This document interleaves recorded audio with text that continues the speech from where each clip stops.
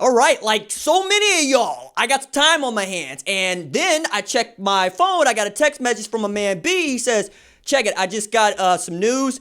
Get on it. And you know what the news is. We got to talk about it after the bumper. Don't be cornering me. Hold up. Time. You got to help me with that corner shit.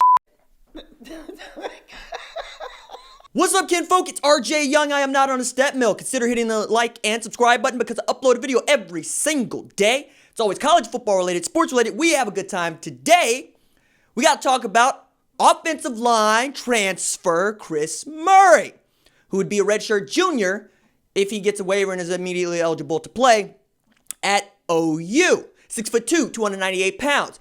Made 24 straight starts for UCLA. So he was a great player for them at guard. 12 starts at guard last year for UCLA. This is also prodigious timing because an April Fool's joke got out of hand, and I spent way too much of my time trying to figure out what to believe and how to believe it, and I'm ashamed that I followed through on it. On the other hand, I'm going, yo, RJ, you are still journalist. Follow through on false leads is what you do.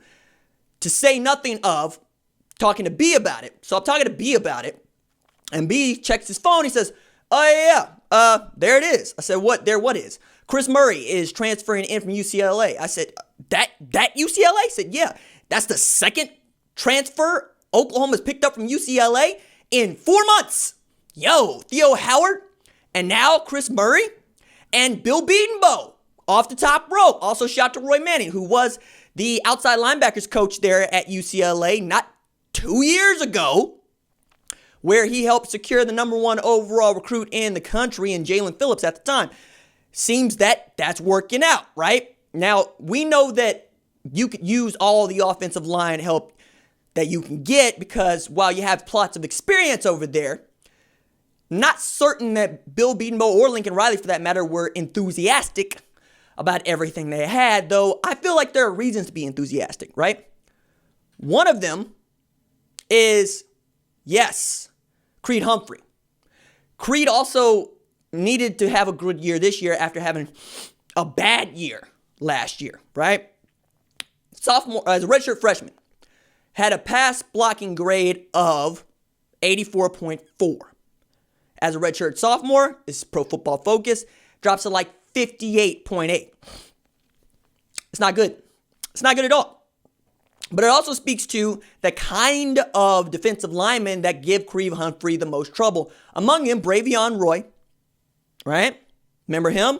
Yeah, Son and Creed in the middle, all 400 pounds of him, right? Another one, Tyler Shelvin, LSU. He has a problem with the oversized, eat-em-up nose tackle, especially when he's left one-on-one. It's something that needs to be improved. And he's the biggest center that Bill Bedenbaugh had ever coached, about 6'5", 320 all man, right? Could be pushing 6'6". He's also the most talented offensive lineman that Humphrey has coached to this point. We'll see if Andrew Raym can ever give that a run for its money. But at either side of him, Tyrese Robinson, Marquise Hayes, I feel like you got to feel good about both of those guys. Adrian Ely on the outside, and then left tackle, you still got a problem. All right, and this also speaks to Chris Murray. Eric Swinson is the guy that I would pencil in right now as the starting left tackle, but that's because it's really a lack of options. Stacey Wilkins still has to show that he's good enough to try to take over that job. And then behind him, you can go Bray Walker, you can go Finley Felix, you can go any number of places, right? Bray Walker might also be the next man up at right guard like he was in the Kansas game. But Chris Murray might be your answer there because what we saw last year was R.J. Proctor, who had played guard most of his life, or at least most of college football, moved to play left tackle because he needed to happen. And talking to R.J. about it earlier on this show, he said, hey, I thought I was playing guard. Coach thought I was playing guard. Then preseason camp, he says, hey, I need you to start learning to play left tackle. That's how much confidence Bedenbaugh had in Swinton last year.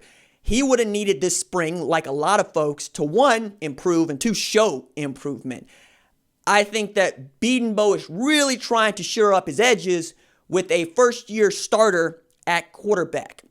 What that might look like is nasty to start with. I think Tennessee is going to present its own challenges and its own problems.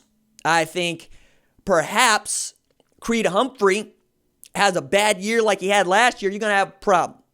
Because I think last year, you look at the non-conference, it's Houston.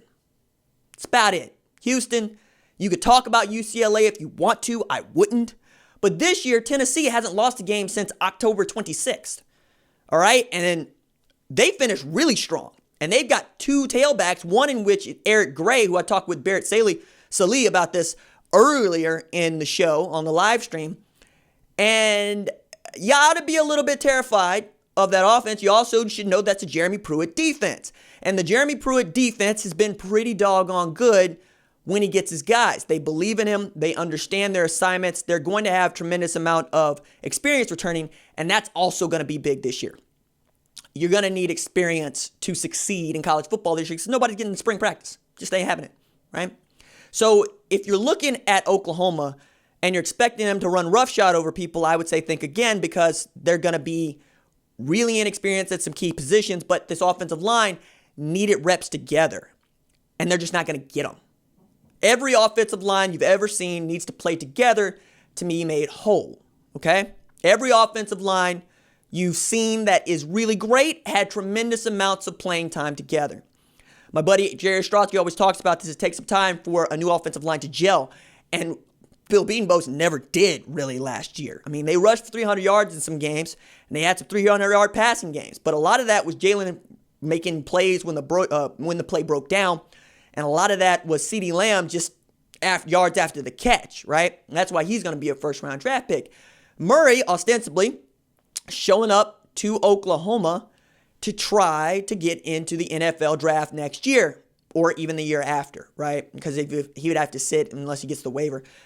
I still think that you got some things to prove if you're Bill Bedenbaugh with some of your grad transfer offensive linemen. I think that some have worked out. Didn't ever hear from David Swaby, right? Haven't heard from Finley Felix, and those are JUCO guys, but you lost out on Calvin Anderson, among others. And Tommy